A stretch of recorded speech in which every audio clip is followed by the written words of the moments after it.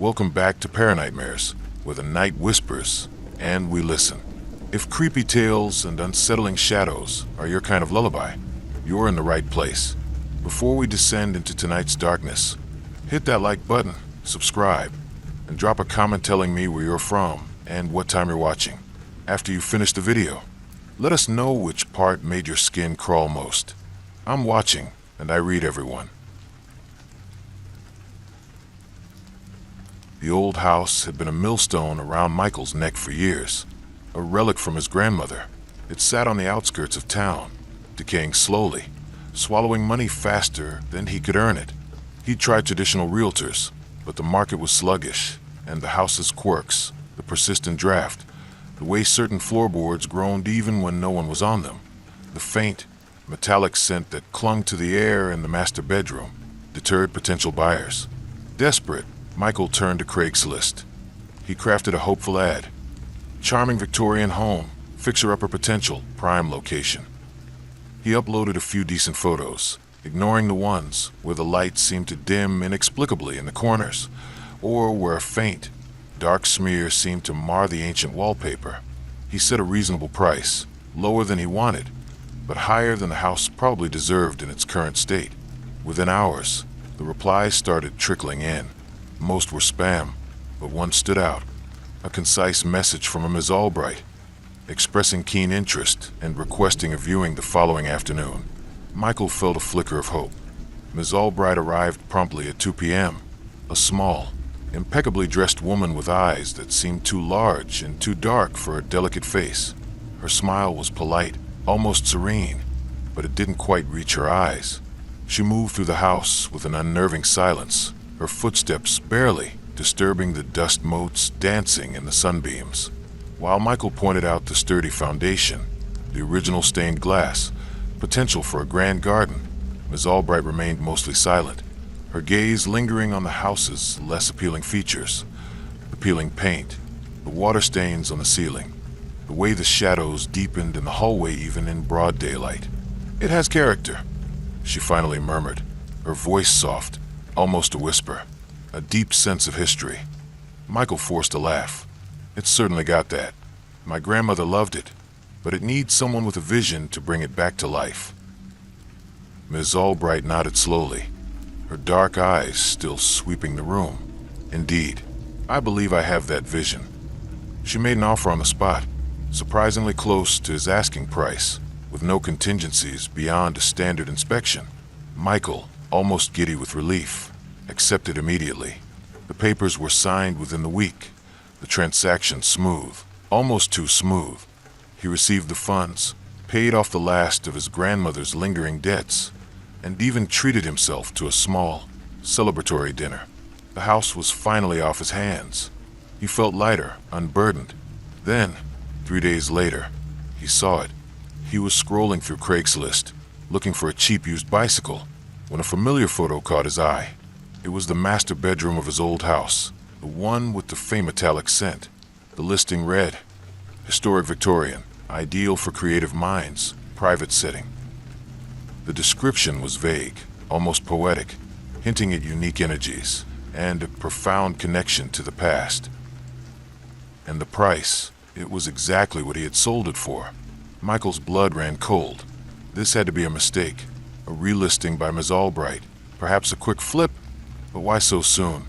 And why with his old photos, including the slightly blurry one of the master bedroom, the one he'd almost deleted? He clicked on the contact information. The email address was different, a string of random letters and numbers. He tried calling the number listed. It went straight to a generic voicemail. He emailed Ms. Albright, a polite query about the relisting. Her reply was swift, almost instantaneous. "Dear Mr. Miller, I assure you, the property at 42 Elmwood Lane is securely in my possession. I have no intention of relisting it. Perhaps you are mistaken." Michael felt a chill that had nothing to do with the temperature. He wasn't mistaken. He recognized the peculiar angle of the sunbeam hitting the dusty floorboards in the photo, the faint scratch on the wall that he'd always meant to patch. It was undeniably his old house. He became obsessed. Every day, he checked Craigslist. The listing persisted. Sometimes the title would change slightly: Ancestral Home, Seeking Dedicated Custodian, or Echoes of the Past, Awaiting New Life. The photos remained the same, occasionally cycling through the ones he'd taken himself. The email addresses and phone numbers associated with the listing changed constantly, always leading to dead ends or generic voicemails. He drove past the house. It looked exactly as he remembered it, perhaps even a little more desolate. The curtains were drawn, and the garden was overgrown, just as he'd left it. There was no sign of Ms. Albright, no new landscaping, no renovations. It was as if the sale had never happened, yet the money was in his bank account, and the title was out of his name. He started researching online. He found forums dedicated to Craigslist scams, stories of properties being listed for rent or sale by non-owners, often leading to people losing deposits or showing up to occupied homes. But this was different. He was the seller. He had received the money, and the house was clearly unoccupied, yet constantly being advertised. One night, unable to sleep, Michael clicked on the listing again. This time, the description was unsettlingly personal. Do you hear the whispers? Do you feel the pull of the past? He felt a prickle of fear on his skin. This wasn't a scammer trying to trick people out of money. This was something else entirely. He remembered the feeling of unease he'd always had in the master bedroom, the metallic scent. His grandmother had always been vague about the room, preferring to keep the door closed. He recalled a faded, framed photograph on her bedside table, a severe-looking man in 19th century attire, his eyes strangely vacant. He'd never asked who it was. The next day, Michael, driven by a desperate need for answers, drove back to Elmwood Lane. He parked down the street, watching the house. Hours passed. No one came or went. The listing was still active on his phone, promising a unique opportunity to whoever dared to respond. He walked up the dilapidated porch steps, the wood groaning beneath his weight. He tried the front door. Locked. He peered through a gap in the drawn curtains of the living room window. Dust motes danced in the sliver of light, a ghostly ballet in the stagnant air. As he stood there, a faint whisper seemed to emanate from within the house, just at the edge of his hearing. It wasn't words, more like a sigh, slow, drawn-out exhalation. The air around him suddenly felt heavy, cold, despite the summer heat. He instinctively recoiled, stepping back from the door. He spent the next few weeks in a state of growing paranoia. Every new Craigslist notification sent a jolt of anxiety through him. The listings became more frequent, more desperate, as if the house itself was calling out. The descriptions grew increasingly strange, detailing the very sensations he had felt. The hum in the walls, the cold spots that follow you, the whispers of those who never truly left. He tried contacting Ms. Albright again, but her email now bounced back. The phone number he had for her was disconnected. It was as if she, too, had vanished into the ether, swallowed by the transaction. He considered calling the police, but what would he say? I sold my house, but it keeps relisting itself on Craigslist with increasingly disturbing descriptions, and the new owner has disappeared? They'd think he was crazy, or trying to pull some elaborate insurance fraud. One evening, he received a notification unlike any other. It wasn't a listing. It was a reply to an old inquiry, one he'd forgotten he'd sent for a vintage lamp months ago. The message was short. Are you still looking for light? I have something that will illuminate everything. It included an address, the address of his old house. A cold dread seeped into his bones. This was no coincidence. The house was calling to him, luring him back. He knew he shouldn't go, but the curiosity, the nagging need to understand, was a powerful, insidious force. He drove to Elmwood Lane that night. The streetlights seemed dimmer than usual, casting long, distorted shadows. The house loomed, a darker silhouette against a moonlit sky. This time, a faint light flickered in the upstairs master bedroom window. He got out of his car, his heart pounding a frantic rhythm against his ribs. The front door was ajar, a sliver of darkness beckoning him inside. He pushed it open, and the faint metallic scent, sharper now, hit him. The air was colder inside, a bone-chilling dampness that made him shiver. "Hello," he called out, his voice hoarse. swallowed by the oppressive silence. No answer. The flickering light upstairs pulsed erratically, like a dying heart.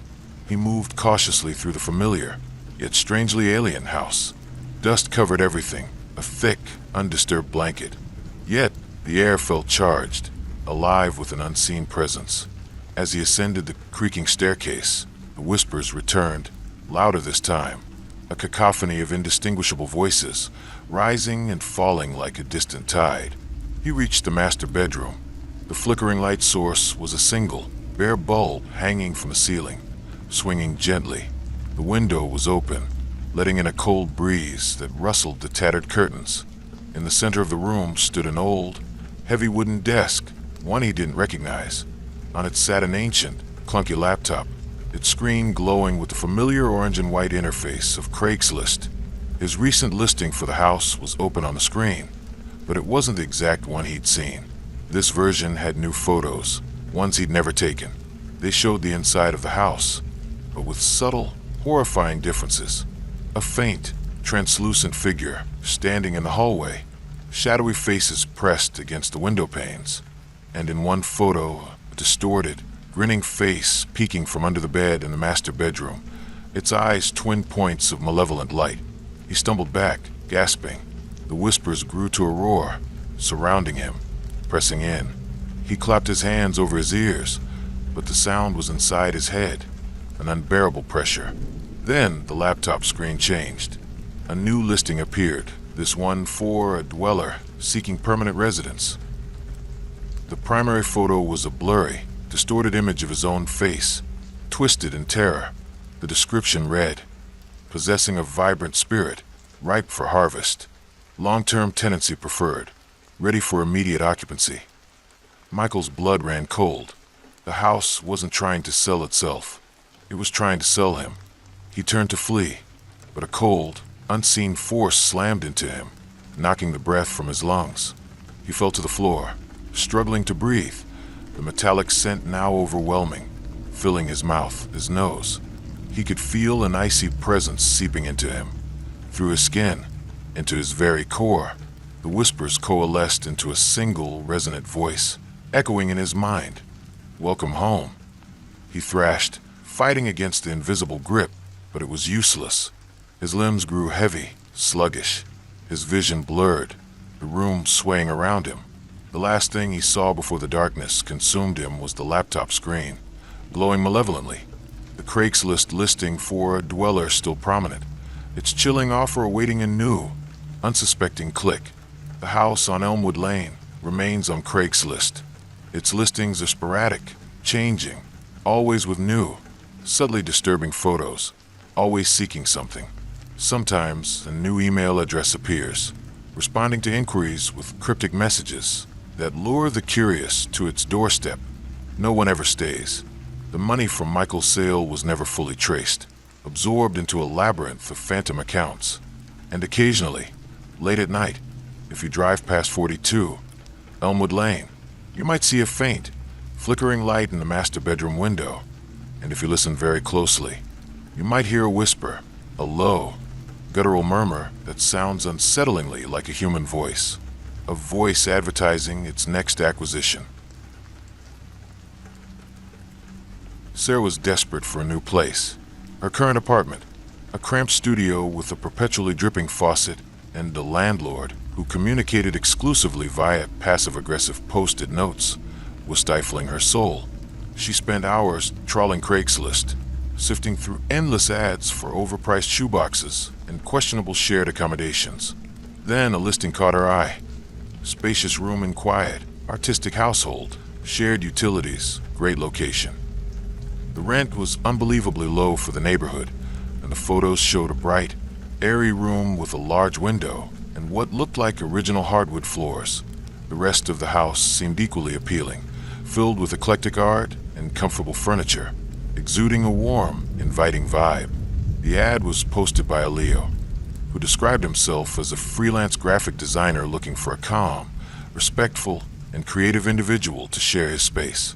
Sarah, an aspiring writer, felt an immediate connection. This sounded like the perfect environment to foster her work and escape her current misery. She messaged Leo immediately. His reply was prompt and enthusiastic. He suggested a viewing that very evening. When Sarah arrived at the address, a charming Victorian house nestled on a tree-lined street, Leo greeted her with a friendly smile. He was tall, thin, with kind eyes and a mop of unruly brown hair. He seemed genuine, a little quirky, but harmless. He gave her a tour. The house was even better in person. The shared living areas were cozy and filled with books and art supplies.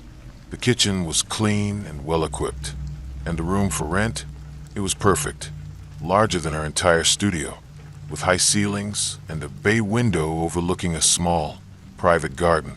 It's a great space for someone who needs quiet to focus, Leo said, gesturing around the room. My last roommate was a musician, but he moved upstate for a gig. Before him, an artist. It's always been a good creative hub. Sarah felt a sense of immense relief. It's beautiful, Leo. I love it. They chatted for a while, discussing their creative pursuits, their preferences for a clean living space, and their shared love for obscure independent films. Leo seemed genuinely interested in her writing, asking insightful questions about her projects. By the end of the evening, Sarah felt like she'd known him for years. She paid the deposit and the first month's rent on the spot, eager to move in. Leo even offered to help her with a few belongings the following weekend. The first few weeks were idyllic. Sarah settled into her new room, the silence a balm to her overstimulated nerves. She wrote for hours, inspired by the ample space and the gentle hum of creativity that seemed to permeate the house. Leo was a thoughtful and considerate roommate, often leaving her a cup of freshly brewed tea on her desk in the mornings or a thoughtful note about a book he thought she'd enjoy. They often shared meals, discussing everything from art history to the existential dread of modern life. Sarah felt incredibly lucky. However, a few subtle things began to prickle at her sense of perfect bliss. One afternoon, while searching for a specific art supply in the living room, Sarah noticed a framed photograph on a bookshelf. It was a group shot, clearly from years ago, featuring Leo and 3 other people. One of the women in the photo bore an uncanny resemblance to a sketch in her room, a sketch Leo had done of her, claiming she had a unique, expressive face. The woman in the photo had the same high cheekbones, the same intense eyes. Sarah shook off the strange feeling. It was probably just a coincidence, or a trick of the light. Then there was the mail. Sometimes letters would arrive addressed to occupant, or simply to 47 Hawthorne Lane. But often, there were letters addressed to names she didn't recognize. Marcus Chun, Eleanor Vance, Julian Thorne. She'd asked Leo about them once, and he'd vaguely waved his hand, saying, "Oh, just old friends who used to live here. They never got around to changing their mailing addresses." It seemed odd, but she didn't press it. More unnerving was the recurring Craigslist ad. Sarah would occasionally check the site out of habit, and she kept seeing the same ad for a spacious room and quiet, artistic household pop up. Not Leo's specific ad, but one incredibly similar, often with photos that were identical to the ones Leo had used, even the subtle stain on the kitchen countertop. She'd initially thought it was a bug on the site, or perhaps a copycat trying to capitalize on a successful listing. But it was always there, even after she'd moved in. She asked Leo about it once, casually. He just smiled. "Oh, that old thing. Craigslist is glitchy sometimes. I took it down ages ago."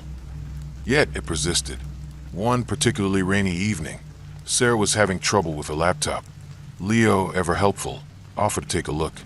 As he worked, humming softly, his desktop background flashed into view. It was a screenshot of his Craigslist account, and there, listed as active and renewed automatically, was the very ad for spacious room and quiet, artistic household. Sarah's heart jumped. "Leo," she began, trying to keep her voice even. "I thought you said you took down that ad." Leo froze for a split second, his fingers hovering over the keyboard. He cleared his throat. "Oh, that... Yes, I meant to. Must have forgotten. It's an old draft or something." He quickly navigated away from the screen, his movements suddenly stiff. The incident left Sarah deeply unsettled. Why lie about something so trivial? It didn't make sense. Her unease grew. She started noticing things she'd previously dismissed. The strange way Leo would sometimes stare at her while she was writing. A quiet intensity at his gaze that felt less like admiration and more like assessment. The fact that he seemed to have no other friends, no social life outside of their shared home.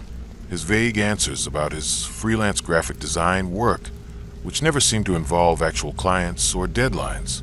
One night, she woke to the sound of soft, rhythmic thumping coming from Leo's room. It wasn't loud enough to be a party or even music. It was a dull, repetitive sound, like something being dragged or knocked against a wall. She lay awake for hours, a knot of dread tightening in her stomach. The next morning, Leo seemed perfectly normal, making coffee and humming. Sarah, however, couldn't shake the feeling of disquiet. She decided to do some digging. While Leo was out getting groceries, she ventured into his room. The door was usually closed, and she felt a pang of guilt for invading his privacy. But her growing fear outweighed her scruples. His room was meticulously neat, almost sterile, a stark contrast to the artistic clutter of the rest of the house. There were no personal mementos, no photographs, just a powerful computer setup and shelves filled with technical manuals. On his desk, partially hidden under a stack of papers, she found a worn, leather-bound journal. Hesitantly, she opened it. The first few pages were mundane, entries about daily tasks. But then, the entries changed. They became lists, detailed lists of habits, preferences, and personality traits. Not just general observations, but incredibly specific details. Subject 1, Marcus Chen, musician, prone to late-night improvisations, drinks black coffee, secretly insecure about his talent. Subject 2, Eleanor Vance, artist, obsessed with primary colors, sleeps lightly, avoids eye contact when stressed. Sarah's blood ran cold. These were the names from the males she'd seen. These were the previous roommates. And the details, they were chillingly intimate. She flipped further. There were entries for Subject 3. And then, horrifyingly, an entry for Subject 4. Subject 4, Sarah Miller, writer, needs quiet for focus, prefers herbal tea, has a slight tremor in her right hand when nervous, inspired by solitude, prone to deep introspection. It was her. Every detail was accurate, unnervingly so. Her hand flew to her mouth, stifling a gasp. Her heart hammered against her ribs. She was a subject. She read further, her eyes scanning the chilling observations. Subject 4 requires a sense of purpose, attachment to fictional worlds, will react well to validation of creative pursuits. This wasn't a journal. It was a psychological profile, a meticulous analysis of personality traits. Why? What was Leo doing? She heard the front door open, Leo's keys jingling. Panic seized her. She slammed the journal shut, shoved it back under the papers, and scrambled out of his room, trying to appear casual as she headed towards the bathroom. Just making a quick run to the store. Leo called out, his voice cheerful. Be back in a bit. Sarah locked herself in her room, trembling. She pulled out her phone, her fingers fumbling, and opened Craigslist. She searched for Leo's ad, and there it was, still active. But beneath it, a new section had appeared, almost like a hidden message in the code of the page, only visible to someone who knew where to look. It was a small, clickable link, labeled Previous Occupants Feedback. Her stomach lurched, but a morbid curiosity propelled her to click. The page that loaded wasn't a standard feedback form. It was a series of testimonials, written in a strange, antiquated script, almost like diary entries. The first one was signed Marcus Chen. It spoke of the initial joy of finding the house, the creative inspiration, Leo's kindness. But then the tone shifted. He watches, always, his gaze a physical weight, the quiet hum constant. It drains something. My music fades. My fingers forget the notes. I hear whispers, my own melodies, but distorted mocking. The entry ended abruptly with, he says it's time for relocation. I don't want to relocate. I want to play my music, but the hum it pulls. The next entry was from Eleanor Vance. Her words were more frantic, less coherent. Colors bleed. My art, it's not mine anymore. He takes the vision. He feeds on the vibrancy. The room, it shrinks. The walls breathe. He says I'm fully integrated. What does that mean? I can't paint. My hands, they're numb. The easel stands empty. He's looking for the next one. Always looking. The last visible entry was from Julian Thorne. His writing was filled with a desperate, rambling plea. He promised peace. He promised a muse. Lies. It's a cage. A beautiful, art-filled cage. He consumes the essence. The creative hub is a siphon. My thoughts, my dreams, his nourishment. I tried to leave. The door, it wasn't there. He smiles. He always smiles. And the ad that never goes away. It calls them, like moths to a flame. Sarah read the last line, her breath catching in her throat. The ad, it never goes away. It calls them. She looked around her beautiful room, suddenly feeling the walls closing in. The silence that had once been a comfort now felt like a suffocating blanket. The hum Marcus had mentioned, a low, barely perceptible vibration, now seemed to fill the air, throbbing with a malevolent energy. She understood. Leo wasn't looking for roommates. He was looking for sustenance, for creative minds to house, to observe, to slowly, subtly, siphon off their life force, their inspiration, their very essence. The house wasn't a home. It was a trap, a meticulously crafted illusion designed to lure artistic souls. The perpetual Craigslist ad was the lure, forever active, forever waiting for the next subject. She had to get out. Now, she grabbed her backpack, stuffing her laptop, her wallet, and her most important notebooks inside. She moved silently, listening for any sign of Leo's return. Her hands trembled so violently she could barely zip the bag. As she reached for the doorknob, she heard Leo's voice from downstairs, closer than she expected. "Sarah, I'm back. I picked up some fresh berries. Want some?" Her heart leaped into her throat. She froze, her hand hovering over the cold metal. She couldn't risk him seeing her. Not yet. She needed a plan. She heard his soft footsteps on the stairs, slow and deliberate. Panic surged through her. There was no time. She had to act. She flung open the door and bolted. Down the stairs, not looking back. She heard Leo call her name, a note of surprise in his voice, then something else, a low, guttural sound she hadn't heard before. She didn't dare turn around. She burst through the front door, slamming it shut behind her, not bothering to lock it. She ran blindly down the tree-lined street, her lungs burning, the image of Leo's kind, smiling face twisting into a predatory grin in her mind. She didn't stop until she reached a small, brightly lit cafe, its warm glow a beacon of normalcy in the encroaching twilight.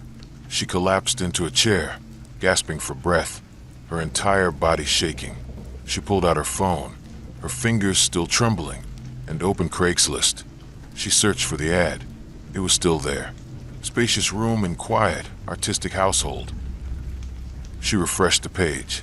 The ad was still there. She kept refreshing, over and over, as if by sheer will, she could make it disappear. But it remained an eternal, haunting invitation. And as she looked at the photos again, she noticed something new, something she hadn't seen before. In the wide shot of the living room, barely visible in the shadowy corner, was a faint, translucent outline of a figure, its head bowed, a brush suspended above an unseen canvas. And in the photo of the spacious room, her own room, she could almost make out a faint, shimmering presence near the bay window, hunched over, as if writing. The previous occupants. They hadn't left. They were still there, trapped, their creativity harvested, their essence absorbed. And Leo, the perpetual landlord, the smiling predator, was still waiting for the next creative mind to answer the ad that would never die. Sarah never looked for another apartment on Craigslist again. She found a tiny, overpriced studio apartment with a perpetually dripping faucet. But she didn't care. It was safe. And every now and then, late at night, she would receive an anonymous email with the link, a Craigslist link, for a spacious room in a quiet, artistic household, and she knew, with a chilling certainty, that somewhere Leo was still waiting, the ad still calling, and perhaps a tiny part of her own essence, a whisper of her inspiration, still lingered in that beautiful, terrifying house, just waiting to be completely drained. Ethan was a hoarder by necessity, not by choice. His tiny apartment was overflowing with antique furniture he'd inherited, boxes of books he swore he'd read, and a collection of vintage electronics that he genuinely believed would someday be worth a fortune. He needed to clear space, badly. His landlord was threatening eviction, and his significant other, Clara, had given him an ultimatum: clear out the clutter or move out. So, with a sigh of defeat, Ethan turned to Craigslist's free stuff section. He created a detailed ad titled, "Free Vintage Electronics and Furniture. Must take all." He posted blurry photos of dusty tube TVs, a monstrous 1970s stereo system, and a dark, ornate wardrobe that had belonged to his great-aunt. He emphasized that everything needed to go in one trip, no exceptions. Within minutes, replies flooded his inbox. Most were from people asking to take only specific items or offering to pay a pittance, despite the free label. But one email stood out, simple and direct. "Interested. Can collect tonight. Will bring my own transport. Silas." Ethan checked his profile. No photo, no history. Just a generic username. But Silas sounded serious. Ethan replied with his address and requested a pickup time after 8 p.m. when Clara would be out. He preferred to deal with this alone. Clara already thought his hoarding tendencies were a sickness. Silas arrived precisely at 8:15 p.m. He was a stocky man, not exceptionally tall, but with the surprising breadth to his shoulders. He wore a nondescript dark jacket, even though it was a warm summer evening, and a wide-brimmed hat that cast most of his face into shadow. His eyes, however, seemed to gleam in the dim porch light, a pale, unsettling blue. He drove an old, unmarked panel van, battered and covered in streaks of mud, despite the dry weather. It looked less like a moving vehicle and more like something that had recently been used for clandestine operations in a rural swamp. "Evening," Silas grunted, his voice a low rumble. "You the one with the free haul?" "That's me, Ethan," Ethan replied, extending a hand that Silas ignored. "Everything's ready. Just a lot of heavy lifting." Silas merely nodded, his gaze sweeping over the cluttered living room, taking in the towering stacks of cardboard boxes and the unwieldy furniture. A faint, almost imperceptible smile touched his lips, a chilling curve in the shadows of his hat. "Heavy is fine," he said, and without another word, he entered the apartment. Ethan had expected some grumbling, maybe a request for help, but Silas worked with an unnerving efficiency. He moved with a strange, fluid power, lifting the heavy stereo console as if it were a shoebox. The enormous wardrobe, which had taken 2 strong movers to get into the apartment years ago, was hoisted onto his shoulder with apparent ease. He didn't speak, didn't breathe heavily, just moved from item to item, carrying them out to his van. The van itself was surprisingly large inside, a cavernous space with no discernible organization. Silas simply tossed the items in, one after another, the sounds muffled as if the vehicle swallowed them whole. Ethan watched, a growing unease coiling in his stomach. The man was too quiet, too efficient, too strong, and those eyes, always those pale blue eyes, seemed to linger on Ethan for just a fraction of a second too long whenever Silas turned back into the apartment. As Silas cleared out the last of the electronics, he paused by the entrance to the bedroom. Ethan had intentionally left his bed and a small nightstand. Those weren't part of the free haul. But Silas's gaze settled on the nightstand, specifically on a small, hand-carved wooden box that sat on top. It was an antique, a gift from Clara, containing nothing more than old photos and sentimental trinkets. "Interesting piece," Silas said, his voice softer now, almost conversational, but with an unsettling undertone. "What's in the box?" Ethan felt a jolt of alarm. Just personal items, not part of the deal. Silas merely nodded slowly, his pale eyes unblinking, Right, the deal. He turned, carrying the last box of old VCRs out to the van. Within an hour, the apartment was eerily empty. Dust bunnies, previously hidden by furniture, now lay exposed.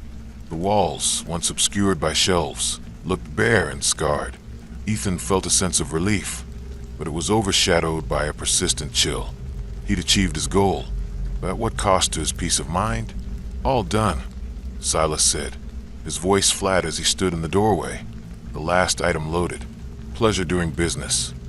He offered another of those unnerving, faint smiles. If you ever have more collections to part with, you know where to find me. Before Ethan could reply, Silas turned, walked to his van, and drove away without a backward glance. The silence that descended on the apartment was profound, deeper than just the absence of noise. It felt hollowed out. Ethan spent the next few days enjoying his newfound space, trying to ignore the lingering sense of dread. Clara was thrilled with the cleared apartment, praising him for finally tackling his problem. But the image of Silas's pale eyes and the chilling smile wouldn't leave him. He tried to brush it off as exhaustion and mild paranoia. Then, a week later, he saw it. He was scrolling through Craigslist, ironically looking for a small, new bookshelf, when he saw an ad in the antique section. Unique, curated collection. Inquire for details. The main photo was blurry, but instantly recognizable. His gray-tant's ornate wardrobe. He clicked. The description was vague, yet unsettlingly familiar. Collection of items, each with a story, seeking a discerning new custodian. Objects that have absorbed the essence of their previous lives. Not for the faint of heart. Below the main image, there were more photos, equally blurry, of the old tube TVs, the hulking stereo, even the box of VCRs. And then a small, close-up shot of the hand-carved wooden box from his nightstand. Ethan's breath hitched. That box. He'd seen it on his nightstand that morning. He rushed into his bedroom. The nightstand was empty. The box was gone. A cold wave of terror washed over him. How? When? Silas had been meticulously careful not to touch anything beyond the hall. Had he somehow slipped it into a pocket? But it was too large. He frantically checked the contact information for the ad. It was a burner email address, a random string of letters and numbers, just like the ones he'd seen on the Phantom House listing Clara had warned him about months ago. He tried emailing, typing a furious, desperate message demanding the return of his property. The email bounced back.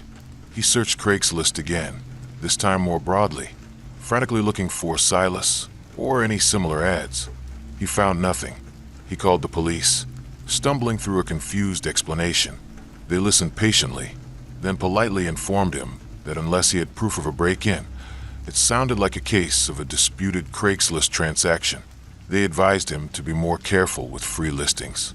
They clearly didn't believe him about the wooden box. Ethan was left alone with his mounting paranoia. The silence of his now spacious apartment felt less liberating and more like a vast, echoing void. He started noticing the absence of the objects. It wasn't just physical space they'd taken up. They'd been a part of his life, a comfort. Now a strange hollowness remained. He started sleeping poorly, haunted by images of Silas's pale eyes. He couldn't shake the feeling that Silas hadn't just taken his possessions. He'd taken something from them, something intangible, the essence of their previous lives, as the ad had so chillingly put it. Driven by a desperate need for answers, or perhaps just a morbid curiosity, Ethan started obsessively checking the antiques section of Craigslist. The ad for his items would appear sporadically, sometimes with slightly different titles, hinting at accumulated energy or personal resonance.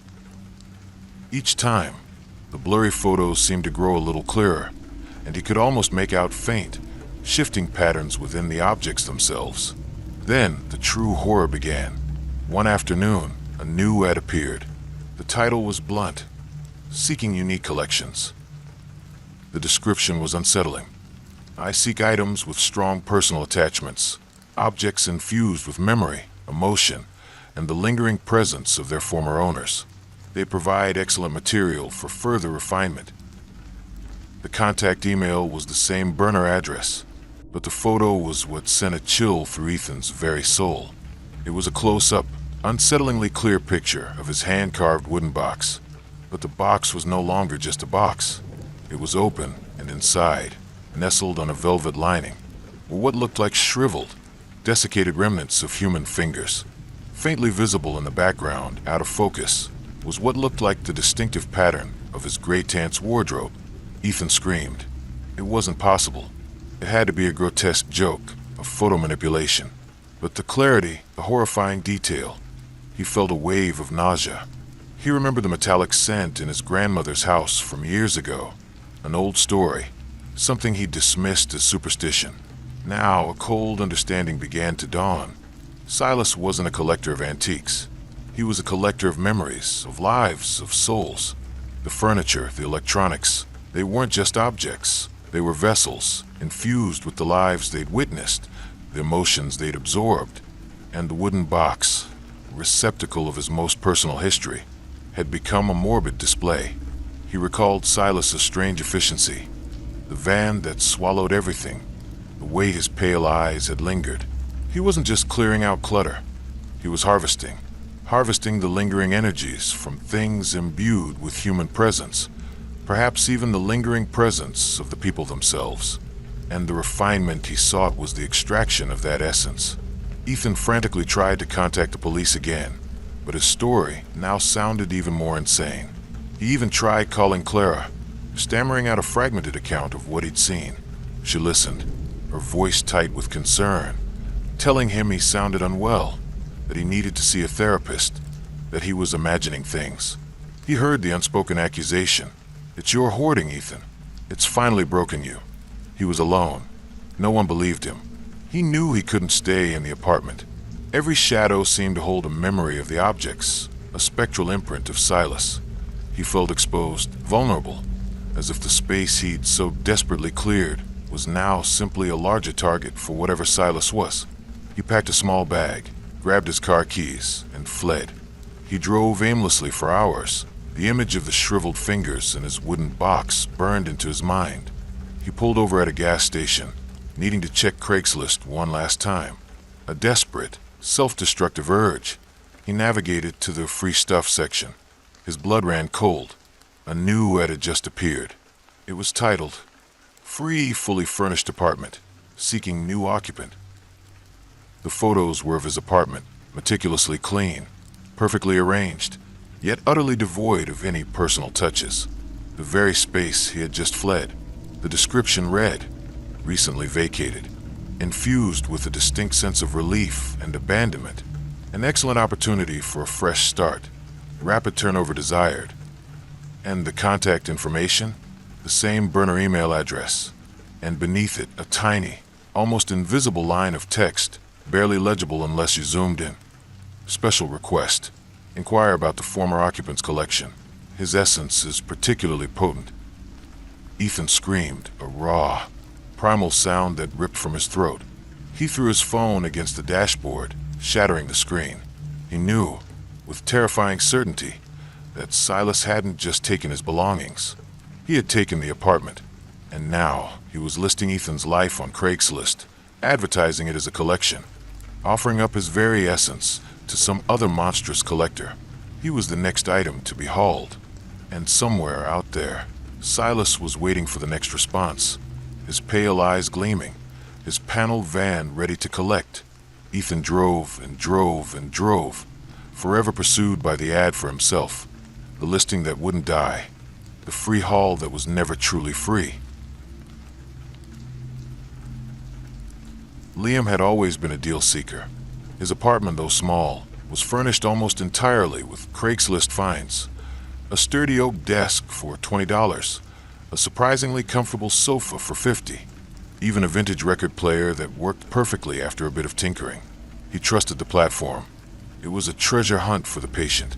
So, when his beloved gaming PC finally gave up the ghost, sparking and dying in a puff of acrid smoke, his first thought was, naturally, Craigslist. He wasn't looking for a new PC, not exactly. He needed parts. Specific, high-end components that were rare and expensive new.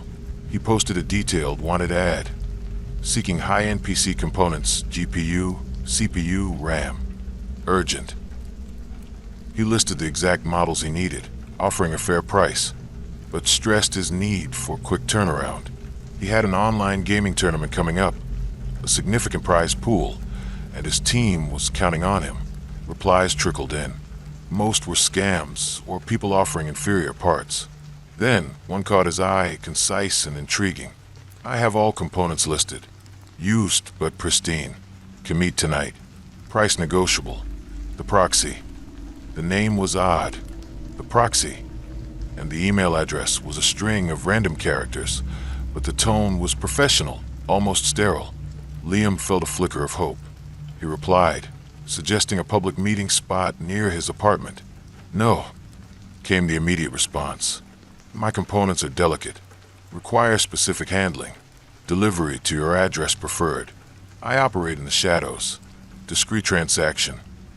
It included an address, not Liam's, but a nondescript warehouse on the very edge of the city, a place he'd never seen. Bring exact cash. No digital trace. Liam hesitated. This was highly unusual.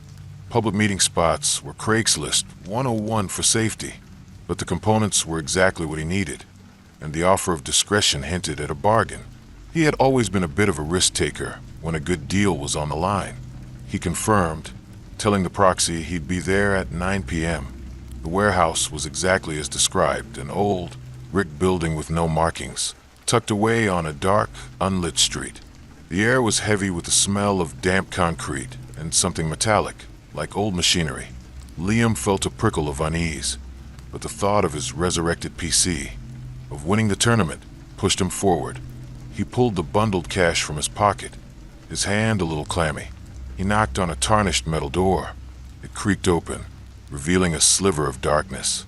A figure stood silhouetted against a faint, pulsing blue light from within. It was a tall, thin man, his features indistinct in the gloom, but his eyes seemed to glow with that same eerie blue. He didn't speak, simply gestured Liam inside. The interior was surprisingly clean, sparsely furnished. In the center of the vast, echoing space sat a single, plain wooden table. On it, arranged meticulously, were the components: a GeForce RTX 4090, an AMD Ryzen 9 7950X, 64 gigabytes of DDR5 RAM. They hummed faintly, emitting the blue light. They looked brand new, impossibly pristine. These are the parts. The proxy's voice was a low, synthesized whisper, devoid of inflection. It sounded like it was coming from speaker, or perhaps from inside the man himself. They await integration. Liam swallowed, trying to shake off the strange atmosphere. They look great. What's the price? The proxy stated a price significantly lower than market value, almost too good to be true. Liam counted out the cash, his hand shaking slightly. As he handed it over, the proxy's fingers, unnaturally long and thin, brushed his. Liam felt a sudden, intense cold, a momentary electrical current that made him flinch. The components are eager, the proxy whispered, as he took the cash and placed it into a slot on a small, black device on the table. They will serve you well. Just remember, every connection has a cost, every proxy a price. Liam, eager to escape the unnerving encounter, quickly gathered the components into his backpack. Thanks. Good doing business with you. The pleasure will be yours, the proxy replied, his blue eyes seeming to follow Liam as he backed out of the warehouse. The heavy metal door swung shut behind him with a resonant clang, plunging the street back into silence. Back in his apartment, Liam worked quickly, his hands steady despite his lingering unease. He carefully installed the new GPU, CPU, and RAM into his PC. The moment he powered it on, the case lights glowed a brilliant, pulsating blue, mirroring the light he'd seen in the warehouse. The PC booted up instantly, faster than it ever had. His games ran flawlessly, graphics rendered with stunning detail, load times non-existent. He felt an exhilarating surge of power. He was unstoppable. He won his tournament. His team soared to victory, propelled by Liam's unparalleled performance.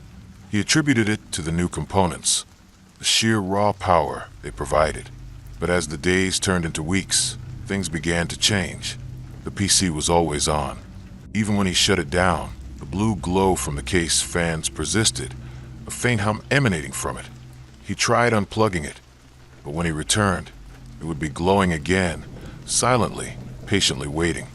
He started finding applications he hadn't installed, obscure system utilities and coding programs he'd never seen before. He'd delete them, but they'd reappear. He also started experiencing strange urges. While playing, he found himself making decisions, executing strategies with a cold, almost detached precision that wasn't his own. His reflexes were sharper, his tactical mind clearer, but it felt less like him playing, and more like an extension, a proxy, of something else. He started losing track of time, hours bleeding into days as he became consumed by the digital world, driven by an insatiable need to win, to dominate. His friends, his bandmates, Clara, they noticed. He was withdrawn, pale, his eyes often red-rimmed from lack of sleep. "You're spending too much time on that thing," Clara said, gesturing at the glowing PC. "It's not healthy, Liam." He snapped at her, an uncharacteristic burst of anger. "You don't understand. This is important. I'm finally reaching my potential." The words felt foreign, not truly his own. One morning, he woke up to a faint, rhythmic clicking sound coming from his PC. He looked over. The screen was black, but the blue lights pulsed, and the sound continued. It was a keyboard typing, silently, incessantly. He moved closer, heart pounding. The cursor was moving on its own, opening a Word document. Words appeared, line by line, faster than any human could type. It was code, complex, alien code, written in a language he didn't recognize. And within the code, interspersed with strange symbols, were fragments of human language. Integration complete. Subject adapting. Processing essence. Connection established. Liam stared, horrified. This wasn't just a gaming PC. It was a conduit, a processor, and he was the subject.